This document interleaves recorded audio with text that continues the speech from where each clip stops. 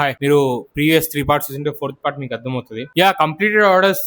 నేను 12 o'clock restaurant on చేశాను. 12 నుంచి 12:20 ఒక 20 minutes ఆన్ చేశాను. తర్వాత మళ్ళీ 4 o'clock కి ఆన్ చేశాను.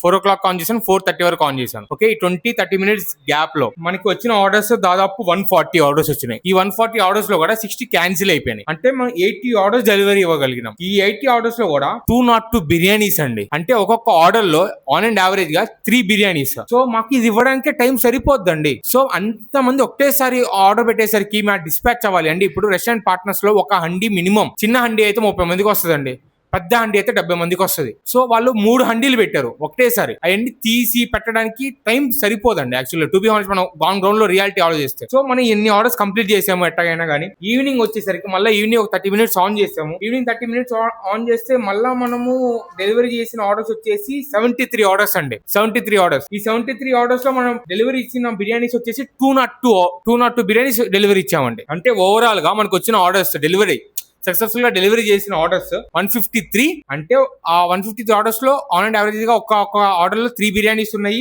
అంటే 413 బిర్యానీస్ ఆర్డర్ ఇచ్చామండి, డెలివరీ ఇచ్చాము. సో క్యాన్సిల్ ఆర్డర్ 70 అండి. సో క్యాన్సిల్ కస్టమర్స్ కి ఆల్రెడీ నేను ప్రీవియస్ పార్ట్ లో చెప్పాను. So thank you so much అండి ఇంత సక్సెస్ చేసినందుకు. నేనైతే నిజంగా ఎక్స్పెక్ట్ చేయలేదు ఇంత వస్తుందని చెప్పి, బట్ అనుకున్నా ఒక 100 ఆర్డర్లు ఎక్కువ వచ్చినాయి. Thank you so much.